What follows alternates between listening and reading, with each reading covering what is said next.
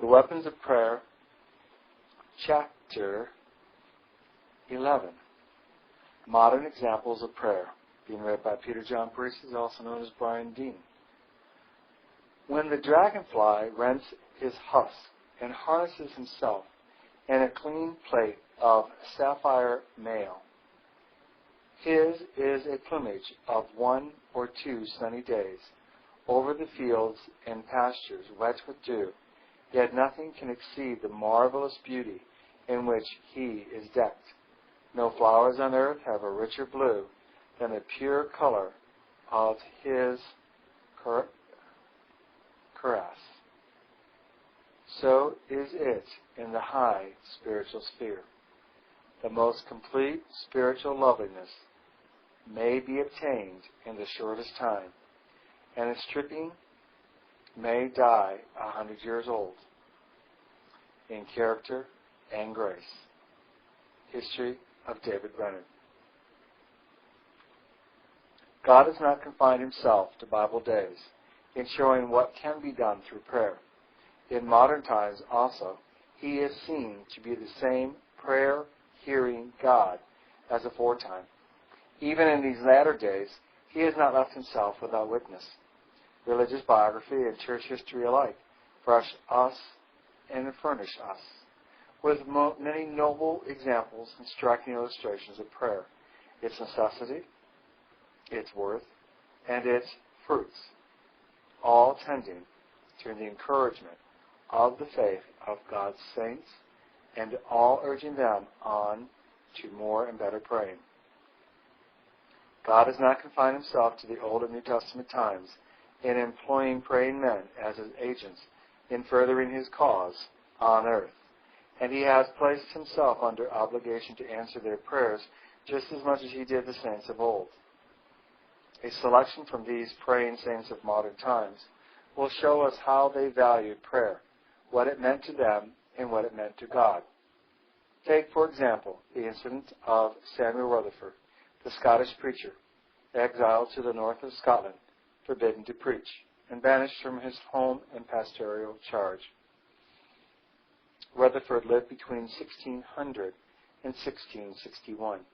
He was a member of the Westminster Assembly, principal of New College, and rector of St. Andrews University. He is said to have been one of the most moving and affectionate preachers of his time, or perhaps in any age of the church. Men said of him, he is always praying. And concerning his and his wife's praying, one wrote, he who had heard either pray or speak might have learned to bemoan his ignorancy. Oh, how many times have I been convinced by observing them of the evil of insincerity before God and unsavoriness in discourse. He so prayed for his people that he himself says, there I wrestled with the angel and prevailed. He was ordered to appear before Parliament to answer the charge of high treason, although a man of scholarly attainments and rare genius. At times he was depressed and gloomy. Especially was this the case when he was first banished and silenced from preaching, for there were many murmurings and charges against him. But his losses and crosses were so sanctified that Christ became more and more to him. Marvelous are the statements of his estimate of Christ.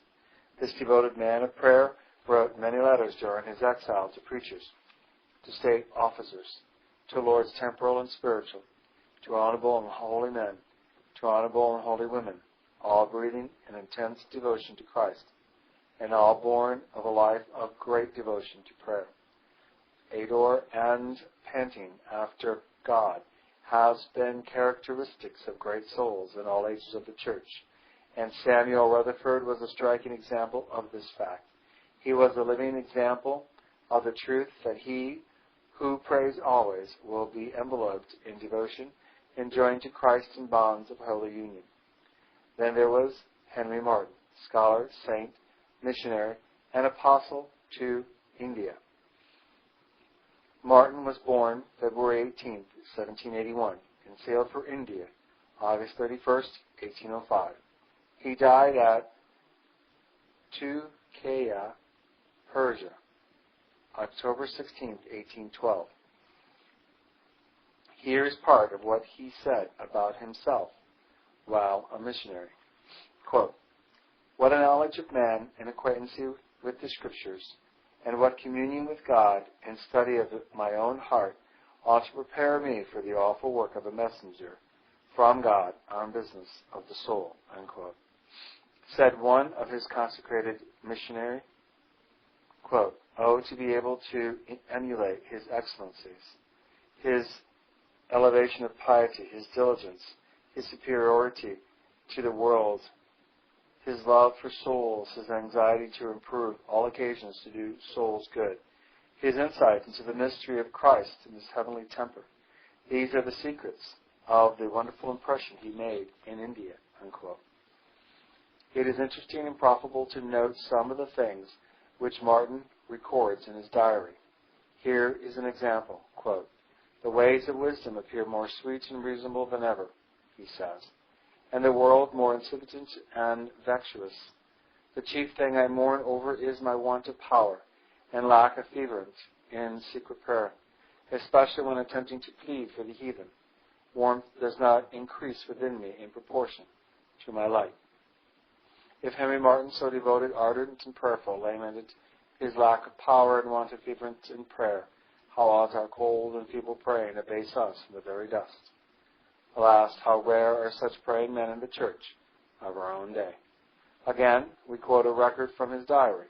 He had been quite ill, but had recovered and was filled with thankfulness because it had pleased God to restore him to life and health again. "Now that I have yet recovered my former strength," he says, "but I consider myself sufficiently restored to prosecute my journey, my daily prayer is that my late chastisement may have its intended effect, and make me, all the rest of my days, more humble and less self-confident. Self-confidency has often led me down fearful lengths, and would, without God's gracious interference, prove my endless perdition. I seem to be made to feel this evil of my heart more than any other at any time. In prayer, or when I write or converse on the subject, Christ appears to me my life and my strength, but at other times I am thoughtless and bold, as if I had all life and strength in myself. Such neglects on our part are a diminution of our joys," unquote. Among the last entries in this consecrated missionary journal, we find the following, quote, "I sat in the orchard and thought, with sweet comfort and peace, of my God, in solitude, my company, my friend, my comforter. Oh, when shall time give place to eternity?" Unquote. Note the words, quote, "in solitude," unquote, away from the busy haunts of men, in a lonely place, like his Lord. He went out to meditate and pray. Brief as the summary is, it suffices to show how fully and faithful Henry Martin exercised his ministry of prayer. The following may well serve to end our portrayal of him. Quote, "By daily weighing the Scriptures with prayer, he waxed riper and riper in his ministry. Prayer and the Holy Scriptures were those wells of salvation out of which he drew daily the living water for his thirsty, immortal soul. Truly may it be said of him, he prayed always with all prayer and supplication in the Spirit, and watched thereunto with all perseverance." Unquote. David Brennan, the missionary to the Indians, is a remarkable example of a praying man of God.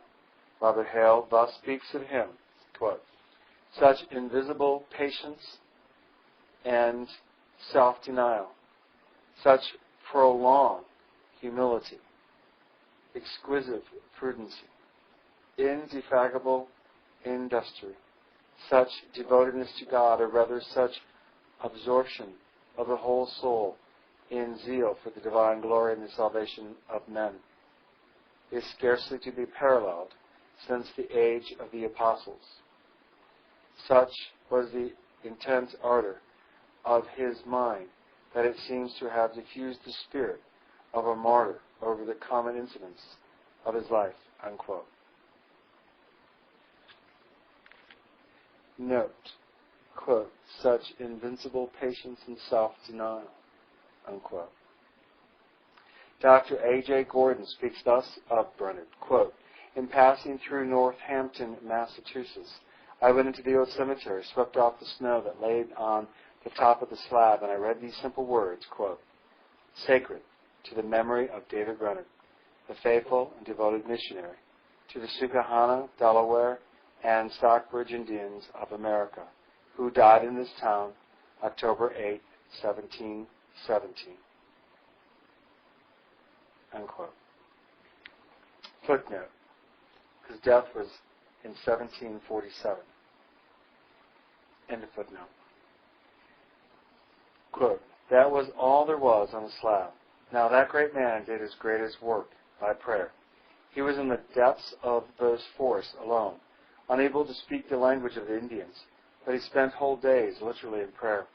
What was he praying for? He knew he could not reach these savages, for he did not understand their language. If he wanted to speak at all, he must find somebody who could vaguely interpret his thought. Therefore he knew that anything he could do must be absolutely dependent upon God. So he spent whole days in praying, simply that the power of the Holy Ghost might come upon him so unmistakably that these people would not be able to stand before him. What was his answer? Once he preached through a drunken interpreter, a man so intoxicated that he could hardly stand up. This was the best he could do. Yet scores were converted through that sermon. We can account for it only that it was the tremendous power of God behind him. Now this man prayed in secret in the forest. A little while afterwards, William Carey read his life, and by its impulse, he went to India. Payson read it as a young man over 20 years old, and he said that he had never been so impressed by anything in his life as by the story of Brennan. Murray McCheyne read it, and he likewise was impressed by it. But all I care is simply to enforce this thought, that the hidden life, a life whose days are spent in communion with God, in trying to reach the source of power, is the life that moves the world. Those living such lives may be soon forgotten. There may be no one to speak a eulogy over them when they are dead. The great world may take no account of them, but by and by the great moving current of their lives will begin to tell, as in the case of this young man who died at about 30 years of age.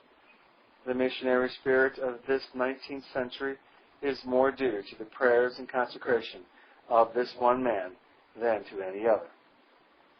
So I say, and yet, that most remarkable thing is that Jonathan Edwards, who watched over him all those months while he was slowly dying of consumption, should also say, I praise God that it was in His providence that he should die in my house, that I might hear his prayers, and that I might witness his consecration, and that I might be inspired by his example.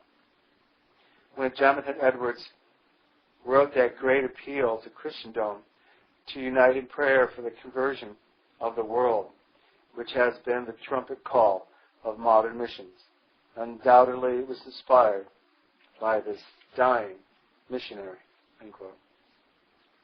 To David Brennan's spirit, John Wesley bore this testimony.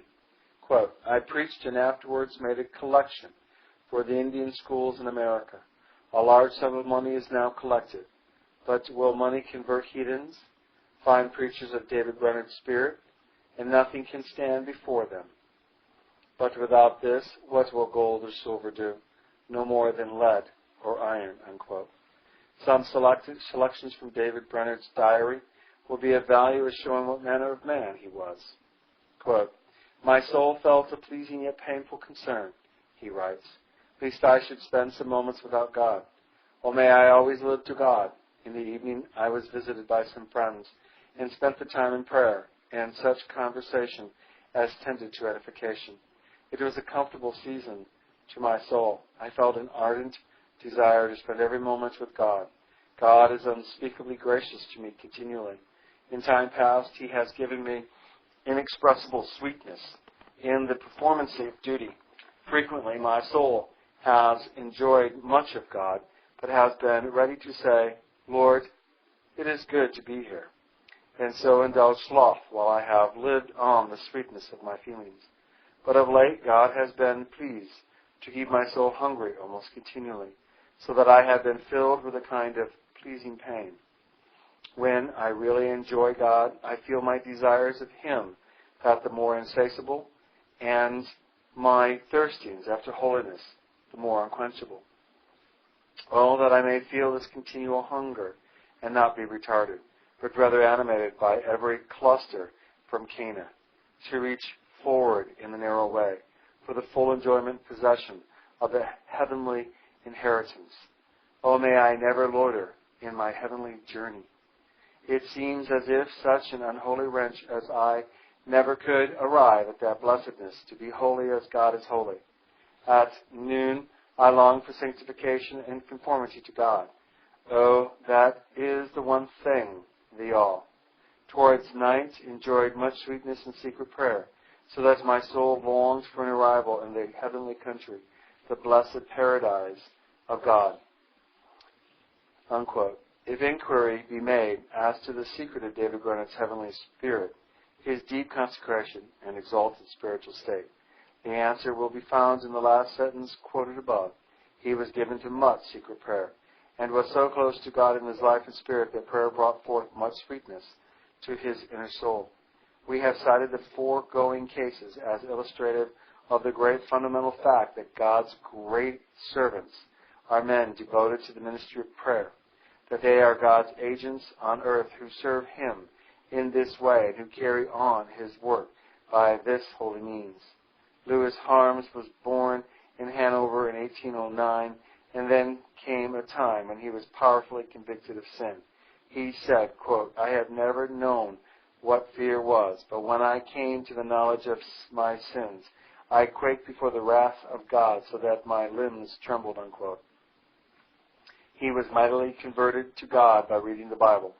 Rationalism, a dead orthodoxy, and worldliness held the multitudes round Hermannsburg, his native town.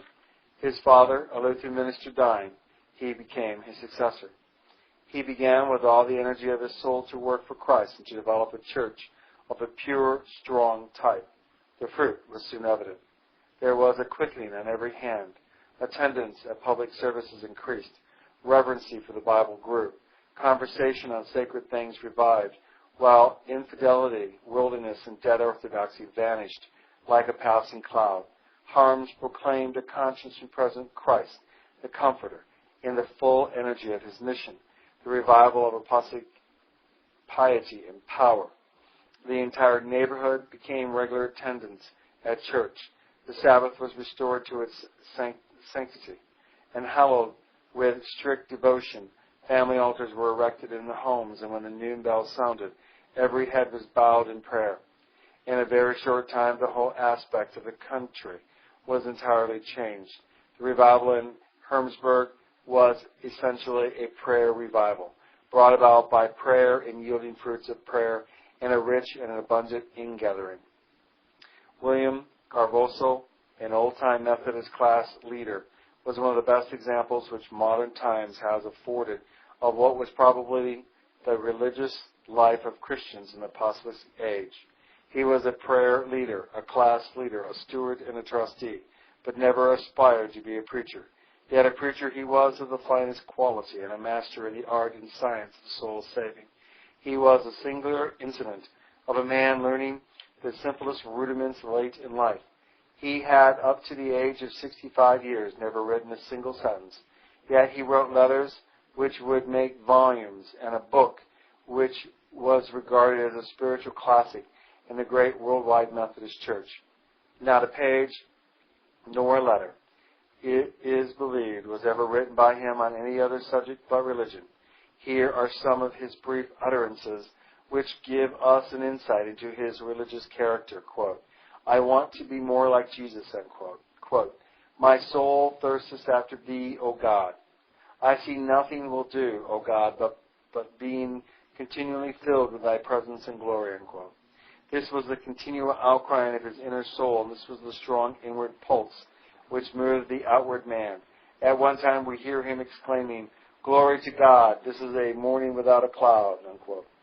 Cloudless days are native to his sunny religion and his gladsome spirit. Continual prayer, turning all conversation towards Christ in every company and in every home, was the inexorable law he followed until he was gathered home. On the anniversary of his spiritual birth, when he was born again in great joyousness of spirit, he calls it to mind and breaks forth, quote, "Blessed be thy name, O God. The last has been the best of the whole. I may say with Bunyan, I have got into that land where the sun shines night and day. I thank thee, O my God, for this heaven, this element of love and joy in which my soul now lives." Unquote. Here is a sample of Cavourseau's spiritual experiences, of which he had many. Quote, "I have sometimes had seasons of remarkable visitation from the presence of the Lord," he says. "I well remember one night when in bed, being so filled, so overpowered with the glory of God, that had there been 1,000 suns shining at noonday, the brightness of that divine glory would have eclipsed the whole. I was constrained to shout aloud for joy. It was the overwhelming power of the saving grace. Now it was that I again received the impress of the seal and the earnestness of the Spirit in my heart. Beholding as in a glass the glory of the Lord, I was changed into the same image, from glory to glory by the Spirit of the Lord. Language fails in giving but a faint description of what I there experienced. I can never forget it in time, nor in all eternity. Many years before, I was sealed by the Spirit in a somewhat similar manner. While walking out one day, I was drawn to turn aside on the public road, and under the canopy of the skies I was moved to kneel down to pray. I had not long been praying with God before I was so visited with Him that I was overpowered by the divine glory, and I shouted till I could be heard at a distance. It was the weight of glory that I seemed incapable of bearing in the body, and therefore I cried out, perhaps unwisely, "Lord, stay thy hand." In this glorious baptism, these words came to my heart with indescribable power: "I have sealed thee unto the day of redemption." Oh, I long to be filled more with God. Lord, stir me up more in earnest. I want to be more like Jesus. I see that nothing will do but being continually filled with the divine presence and glory. I know all that thou hast is mine, but I want to feel a close union. Lord, increase my faith. Unquote. Such was William Cavourseau's, a man whose life was impregnated with the spirit of prayer, who lived on his knees, so to speak, and who belonged to that company of praying saints, which has blessed the earth. Jonathan Edwards must be placed among the praying saints, one whom God mightily used through the instrumentality of prayer. As in the incident of the great New Englander, purity of heart should be ingrained in the very foundation areas of every man who is a true leader of his followers and a minister of the gospel of Christ, and a constant practicer in the holy office of prayer. A sample of the utterances of this mighty man of God is here given in the shape of a resolution which he formed and wrote down, quote, "Resolved," he said, "to exercise myself in this all my life long, viz., with the greatest openness to declare my ways to God, to lay my soul open to God, all my sins, temptations, difficulties, sorrows, fears, hopes, desires, and everything in every circumstances," end quote. We are not surprised, therefore, that the result of such fervent and honest praying was to lead him to record in his diary, quote, "It was my continual strife day and night, and my continual inquiry how I should be more holy and live more holy. The heaven I desired was a heaven of holiness. I went on with my eager pursuit after more holiness and conformity to Christ." Unquote. The character and work of Jonathan Edwards were exemplifications of the great truth that the ministry of prayer is the efficient agency in every truly God-ordered work and life. He himself gives some particulars about his life when a boy. He might well be called the, quote, Isaiah of the Christian dispensation, unquote. There was united in him great mental powers, ardent piety, and devotion to study, unequaled save by his devotion to God. Here's what he says about himself, quote, "When a boy, I used to pray 5 times a day in secret, and to spend much time in religious conversation with other boys. I used to meet with them to pray together. So it is God's will, through His wonderful grace, that the prayers of the saints should be one great and principal means of carrying on the designs of Christ's kingdom in the world. Pray much for the ministers and the church of God, unquote. The great powers of Edward's mind and heart were exercised to procure an agreed union in extraordinary prayer of God's people everywhere. His life, efforts, and his character are an exemplification of his statement. Quote, "The heaven I desire," he says, "is a heaven spent with God, an eternity spent in the presence of divine love and in holy communion with Christ," unquote. At another time, he says, quote, "The soul of a true Christian appears like a little white flower in the spring of the year, low and humble on the ground, opening its blossom to receive the pleasant beams of the sun's glory, rejoicing as it were in a calm rapture, diffusing around a sweet fragrance, standing peaceably and lovingly in the midst of other flowers," unquote. Again, he writes, quote, "Once as I rode out in the woods for my health, having alighted from my horse in a retired place, as my manner has been to walk for divine contemplation and prayer, I had a view that for me was extraordinary, of the glory of the Son of Man as mediator between God and man, and of his wonderful, great, full, pure, and sweet grace and love, and his meek and gentle condescension. This grace that seemed so calm and sweet appeared also great above the heavens. The person of Christ appeared ineffably excellent, with an excellency great enough to swallow up all thought and conception, which continued, as near as I can judge, about an hour. It kept me the greater part of the time in a flood of tears and weeping out loud. I felt an ardency of soul to be, what I know not otherwise how to express, emptied and annihilated, to live in the dust, to be full of Christ alone, to love him with my whole heart," unquote.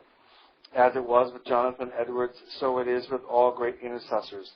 They come into that holy and elect condition of mind and heart by a thorough self-dedication to God, by periods of God's revelation to them, making distinct marked eras in their spiritual history, eras never to be forgotten, in which faith mounts up with wings as eagles, and has given it a new and fuller vision of God, a stronger grasp of faith, a sweeter, clearer vision of all things heavenly and eternal, and a blessed intimacy with and access to God.